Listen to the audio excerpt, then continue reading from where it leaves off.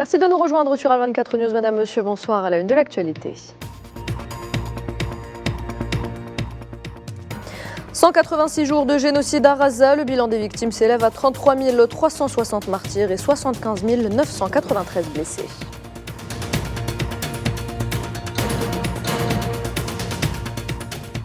En plus des bombardements incessants, les habitants de Gaza subissent la famine. Les livraisons de nourriture de l'ONU ont 3 fois plus de chances d'être refusées.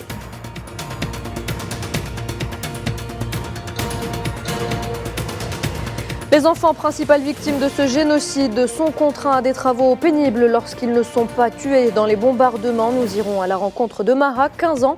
Elle parcourt plusieurs kilomètres au quotidien pour trouver de l'eau pour sa famille.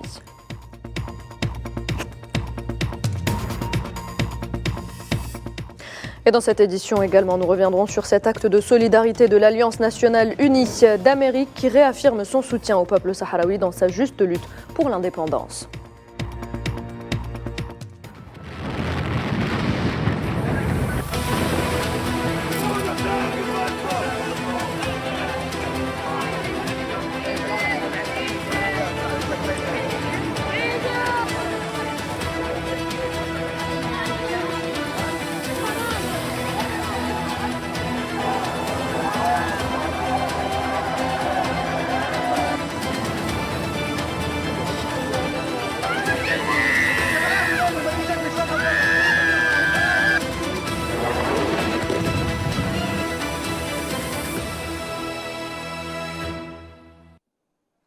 Bienvenue à toutes et à tous. Si vous nous rejoignez, cela fait maintenant 186 jours que Gaza subit les bombardements de l'occupant sioniste. Plusieurs Palestiniens, dont des femmes et des enfants, sont tombés en martyrs et d'autres ont été blessés ce mardi dans de nouveaux massacres qui se sont concentrés sur les villes de Gaza, Deir el-Balah, Rafah et les zones du nord de l'enclave palestinienne.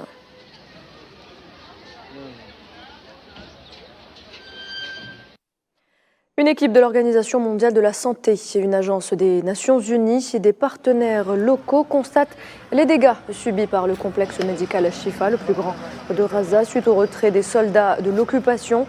L'équipe aide également à l'identification des restes humains découverts à l'intérieur et autour de l'hôpital. Cet endroit qui était un lieu où l'on donnait la vie n'évoque plus que la mort aujourd'hui. Les scènes auxquelles assistent les Palestiniens et les équipes d'aide sont insoutenables.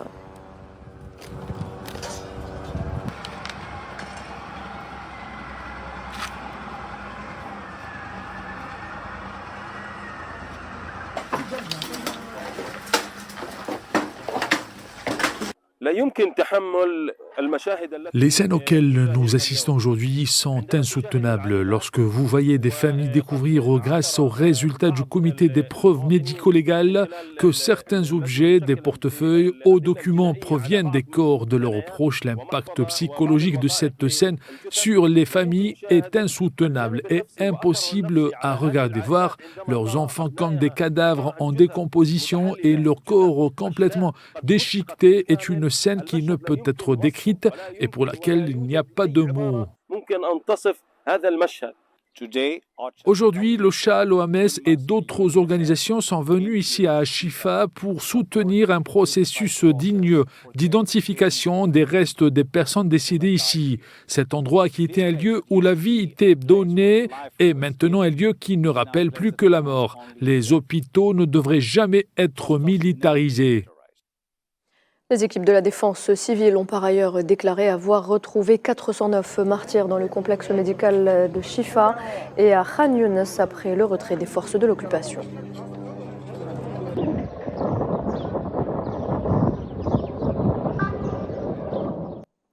Les massacres de ces 24 heures alourdissent le bilan des victimes du génocide sioniste. Le bilan s'élève donc à 33 360 martyrs et 75 993 blessés. Selon la même source, à savoir le ministère palestinien de la Santé, 153 martyrs et 60 blessés sont arrivés dans les hôpitaux durant les dernières 24 heures.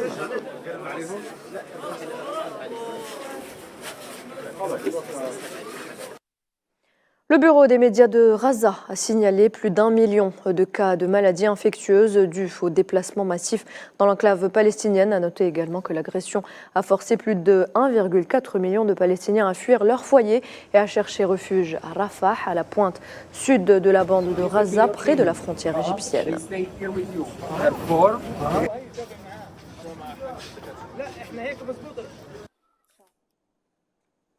En plus des maladies, la famine gangrène également l'enclave palestinienne en raison des blocus de l'occupant sur les aides humanitaires. Les convois alimentaires censés se rendre, en particulier dans le nord de Gaza, sont 3 fois plus susceptibles d'être refusés que n'importe quel autre convoi humanitaire. C'est ce qu'a expliqué Jens Lerck, porte-parole de l'OHCA, lors d'une conférence de presse des Nations Unies à Genève. Les livraisons de nourriture coordonnées par l'ONU sont beaucoup plus susceptibles d'être entravées ou de se voir refuser l'accès aux zones nécessitant une coordination à Gaza que n'importe quelle autre mission humanitaire. Il s'agit donc d'un langage bureaucratique pour dire que les convois de nourriture qui devraient être acheminés en particulier vers le nord où 70% de la population est confrontée à des conditions de famine sont plus susceptibles, en fait 3 fois plus susceptibles d'être refusé que tout autre convoi humanitaire avec d'autres types de matériel. Auparavant, et selon le porte-parole du Bureau des Nations Unies pour la coordination des affaires humanitaires, la moitié des convois qui tentaient d'acheminer de la nourriture vers le nord ont été refusés par ces mêmes autorités. And when you put up statistics with numbers of trucks going in, Lorsque vous présentez des statistiques sur le nombre de camions qui entrent en disant « regardez ces centaines de camions qui entrent » et que vous les opposez à regarder le peu de camions qui se sont réellement déplacés pour la distribution, c'est en quelque sorte un but contre son camp, n'est-ce pas? En effet, la moitié des convois qui tentaient d'acheminer de la nourriture vers le nord ont été refusés par ces mêmes autorités israéliennes. L'organisation Human Rights Watch précise que l'utilisation de la famine par l'occupant à Gaza est un crime de guerre et appelle à des sanctions contre des responsables sionistes. Dans un nouveau rapport publié ce mardi sur son site, l'organisation rapporte comment des enfants ainsi que des femmes enceintes et allaitantes souffrent de malnutrition et de déshydratation sévère alors que les hôpitaux sont mal équipés pour les soigner. L'organisation appelle par ailleurs les gouvernements indignés par le fait que l'entité sioniste affame les civils à Gaza à ne pas chercher des solutions de fortune à cette crise humanitaire, mais à faire pression pour que l'aide soit fournie intégralement à Gaza en suspendant immédiatement leur transfert d'armes à l'entité sioniste.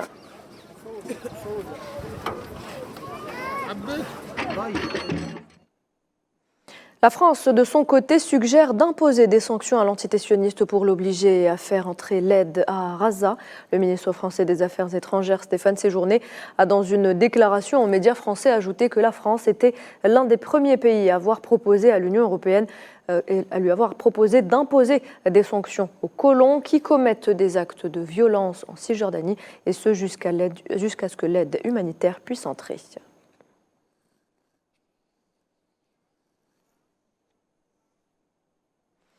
Et à la veille de Eid al-Fitr qui marque la fin du mois béni de Ramadan, la tradition veut que des gâteaux soient préparés pour l'occasion. Les habitants de Rafah ne dérogent pas à la règle. Vous le voyez à l'écran, des bénévoles se sont rassemblés à Rafah pour préparer ces pâtisseries traditionnelles qui seront partagées avec la famille et les amis.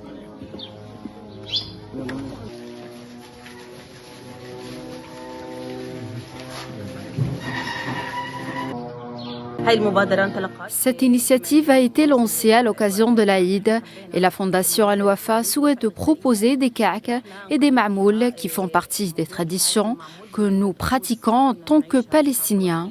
Nous avons réussi à lancer ce projet à partir de rien. L'accès aux ressources est très difficile, mais grâce à nos efforts en tant qu'initiateurs, nous essayons d'obtenir les denrées alimentaires autant que possible. L'organisation caritative distribue du pain et des pâtisseries tous les jours. Aujourd'hui, à l'occasion de l'Aïd, nous distribuerons des ka'k aux personnes déplacées, pauvres et affamées dans le sud de la bande de Gaza. Nous espérons les rendre heureux et apporter de la joie à de nombreuses personnes à l'occasion de l'Aïd. Même si les conditions sont difficiles et qu'il y a de nombreux drones dans le ciel, dont le bruit ne cesse de retentir, nous continuerons à distribuer des donneries et faire en sorte que les gens sentent que l'Aïd est présent malgré les conditions. Je vous le disais en titre, les enfants principales victimes de ce génocide sont contraints à des travaux. Lorsqu'ils ne sont pas tués dans les bombardements, ils sont traumatisés. Ils sont donc privés de leur enfance depuis maintenant 6 mois. On vous propose dans cette édition d'aller à la rencontre de Maha Sarsaq, jeune déplacée de 15 ans. Elle parcourt des kilomètres tous les jours pour tenter de trouver de l'eau pour sa famille qui s'abrite sous une tente à Deir el-Balah. C'est un sujet signé Amala Meziane Zitouni. Maha El-Sarsaq, une adolescente de Gaza. Chaque jour, elle passe la plupart de son temps à pied à la quête de l'eau pour sa famille déplacée de la ville de Shejaya, plus au nord de la bande de Gaza. J'ai été privée de ma vie d'enfant. Je me réveille le matin et j'apporte de l'eau pour faire la vaisselle, puis laver les vêtements. Il n'y a pas d'enfance pour nous. La vie n'est pas facile sous les tentes. Je ne peux pas comparer la tente à ma maison. C'est impossible de la comparer à ma maison. Réfugiée désormais dans une tente à Deir el-Balah, Maha, avec quelques bidons de galant, part aussi loin que ses pieds le lui permettent pour chercher des endroits où il y a de l'eau courante. Les heures de marche, parfois 10 fois par jour, ne garantissent pas qu'elle trouvera de l'eau. Je marche toute cette distance, je pars tôt. Parfois je trouve de l'eau, parfois non. Ce n'est pas facile d'avoir de l'eau. Je dois marcher une longue distance.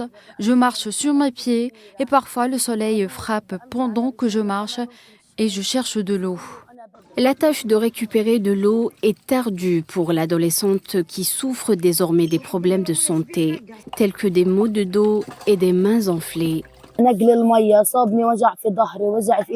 Le transport d'eau est épuisant. J'ai mal au dos et aux mains. Mes mains sont enflées. Je ne vais pas chercher de l'eau 1 ou 2 fois par jour, mais plus de 10 fois, du début de la matinée jusqu'à l'heure du coucher. Nous transportons de l'eau pour faire la vaisselle le matin et pendant l'iftar. L'eau est très lourde. Il y a certains jours où je n'arrivais pas à dormir à cause de mes maux de dos. Je n'ai jamais rien vécu de tel. Houda Bachir El-Sarsaq, la maman de Maha, est accablée par la situation dans laquelle elle se retrouve, elle et sa fille. La vie sous la tente est très difficile pour elle. Ce n'est pas une vie. Nous n'avons jamais souffert du manque d'eau dans les maisons pour laver les vêtements ou quoi que ce soit. Ma fille a 15 ans, c'est elle qui cherche de l'eau. Le quotidien de Maha représente un échantillon de la vie des enfants de Gaza durant ces 6 mois de génocide. La bande de Gaza est désormais reconnue l'endroit le plus dangereux au monde pour les enfants. Le gouvernement palestinien a publié hier lundi sur son compte X une séquence vidéo de l'allocution du représentant permanent de la Palestine auprès des Nations Unies, Riyad Mansour, louant les efforts de l'Algérie en faveur de l'adhésion de son pays à l'ONU en tant que membre à part entière. Dans son discours, Riyad Mansour a affiché son optimisme quant à l'aboutissement de ce processus, s'inspirant du fait que l'Algérie est le premier pays à reconnaître l'État de Palestine en 1988, après sa proclamation depuis Alger par le leader historique Yasser Arafat. La retransmission de la vidéo est une manière de rendre hommage à l'Algérie.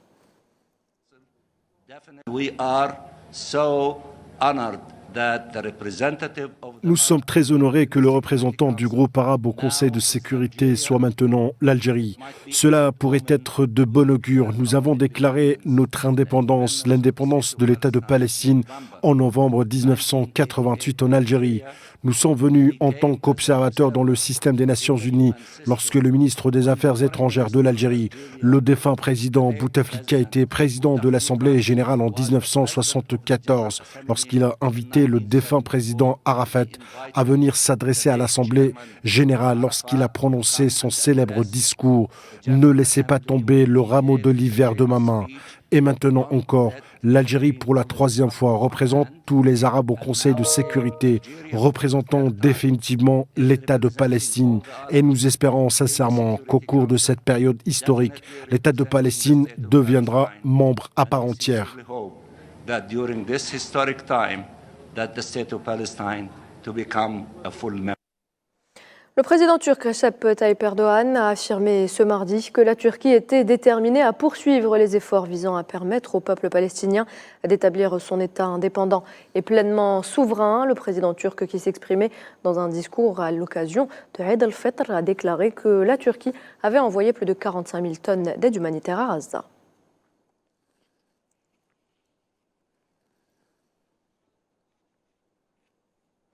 De son côté, le ministre des Affaires étrangères de la Nouvelle-Zélande, Winston Peters, exhorte le monde à agir pour mettre fin à l'agression sioniste contre la bande de Gaza, où plus de 33 000 Palestiniens sont tombés en martyrs. S'exprimant devant l'Assemblée générale des Nations unies à New York, le chef de la diplomatie néo-zélandaise a déclaré qu'un cessez-le-feu immédiat était nécessaire à Gaza pour mettre un terme à la catastrophe humanitaire en cours.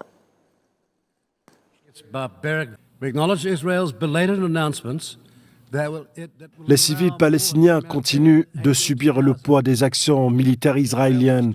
Des travailleurs humanitaires et médicaux sont tués et des établissements de santé et des infrastructures vitales ont été détruits. Gaza, qui était déjà confronté à d'énormes défis avant ce conflit, est désormais un terrain vague. Pire encore, une autre génération de jeunes Palestiniens déjà marqués par la violence est encore davantage traumatisée.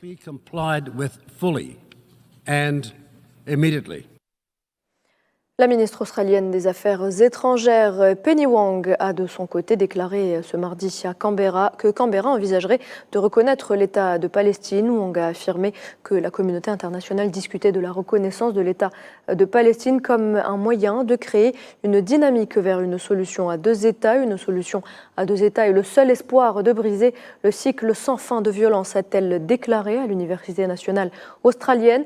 L'autorité palestinienne a officiellement demandé la semaine dernière un nouvel examen par le Conseil de sécurité des Nations Unies de sa candidature de 2011 pour devenir membre à part entière de l'ONU. L'État de Palestine est membre observateur des Nations Unies depuis 2012. Full transparency and accountability, which is why the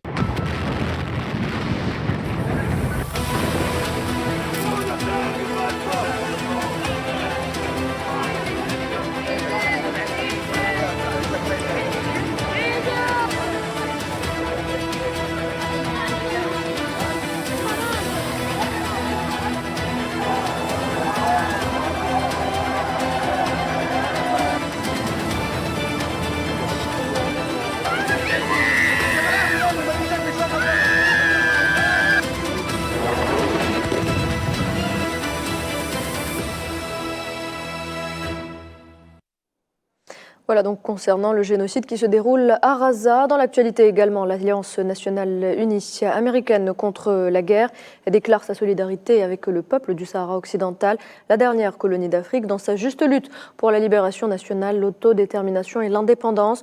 Le symposium a vu la participation du docteur Sidi Mohamed Ammar, membre du secrétariat national et représentant du Front Polisario auprès des Nations unies et coordinateur avec la MINURSO. L'Alliance nationale unie contre la guerre annonce sa solidarité avec le peuple du Sahara occidental, la dernière colonie d'Afrique dans sa juste lutte pour la libération nationale, l'autodétermination et l'indépendance. Nous condamnons l'occupation militaire marocaine illégale continue du Sahara occidental, le pillage des ressources naturelles sahraouies par le Maroc et d'autres pays, y compris les pays de l'Union européenne, et la répression par le Maroc des civils et militants sahraouis. Nous continuerons à lutter pour renverser la reconnaissance désastreuse et illégale par l'administration Trump des revendications du Maroc sur le Sahara occidental. Nous appelons tous les partis et organisations progressistes et révolutionnaires à faire connaître la lutte du peuple sahraoui pour l'autodétermination et la libération nationale. Poursuivons la lutte pour la décolonisation complète du Sahara occidental. Le Sahara occidental est libre. Et à propos du Maroc, un militant marocain critique de la politique de normalisation du régime du Marzan avec l'entité sioniste et de son silence envers les génocides à Gaza a été condamné à 5 ans de prison ferme, assorti d'une amende de 50 000 dirhams pour atteinte à une institution constitutionnelle. Emprisonné depuis 30 jours, la condamnation de Abdelrahman Zenkad intervient dans un contexte de protestation de masse dans les grandes villes marocaines en solidarité avec Gaza pour appeler à l'annulation de la normalisation marginalisation lors de son procès qui s'est déroulé dans l'après-midi d'hier lundi. Des militants et acteurs de la société civile et de la classe politique ont organisé un sit-in devant le tribunal de Casablanca pour exiger sa libération et les autres détenus d'opinion dans les prisons marocaines.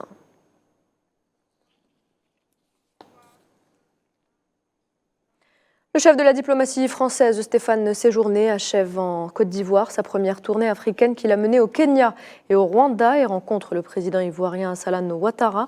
Séjourné a salué un partenariat équilibré avec ce pays d'Afrique de l'Ouest qui reste l'un des principaux alliés de Paris sur le continent, ajoutant qu'il est temps de redonner du positivisme aux relations entre la France et l'Afrique. Qui était plein de démons sur les bases militaires, vous l'avez dit, Jean-Marie Bockel organise des consultations et c'est à la fois aux armées et à Jean-Marie Bockel de restituer les consultations qu'il est en train de faire. En tout cas, le président de la République a décidé de rénover nos bases, d'organiser avec moins de militaires déployés, des bases qui soient d'ailleurs plus imbriquées localement avec les armées nationales et africaines. Et donc, nous sommes à l'écoute en ce moment. Il y a des consultations qui sont faites. Et là-dessus, je pense que c'est le sens aussi de l'histoire. Dans un tout autre dossier, à l'issue d'une visite de 2 jours en Chine, le ministre russe des Affaires étrangères, Sergueï Lavrov, s'est entretenu avec le président Xi Jinping. Le chef de la diplomatie russe a, au nom du président Poutine et de la Russie, exprimé sa plus grande reconnaissance et admiration pour les succès remportés au fil des ans par la Chine.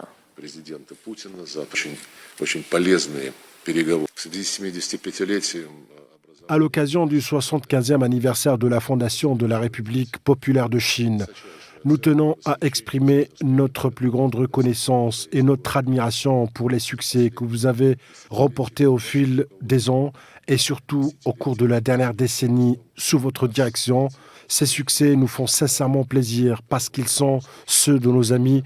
Nous constatons que tout le monde ne partage pas cette attitude et tente par tous les moyens de freiner le développement de la Chine et de la Russie. Auparavant, et lors d'une conférence de presse organisée à la fin des entretiens bilatéraux avec son homologue chinois, Sergueï Lavrov a déclaré que les efforts de la Russie et de la Chine vont à l'encontre de l'hégémonie. Il a également condamné la formule de paix de Zelensky en la qualifiant de vide.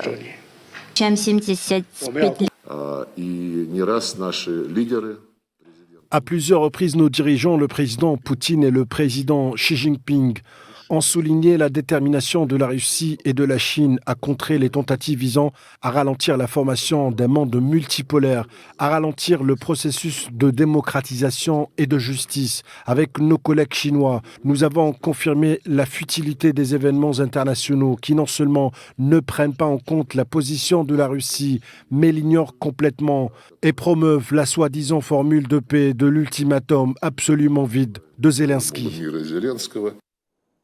Sport football, avant de clore cette édition, ce soir, le Real Madrid et Manchester City vont s'affronter en quart de finale aller de la Ligue des Champions dans un Santiago Bernabéu de gala, alors que les ultras du club madrilène ont appelé les autres supporters à porter du blanc pour l'occasion. Les dirigeants du club madrilène, eux, ont obtenu le feu vert de l'UEFA pour fermer le toit de leur enceinte. Objectif, selon le quotidien Marca, beaucoup de bruit et plus de pression sur l'équipe de Pep Guardiola. Les 2 entraîneurs se sont exprimés hier en conférence de presse.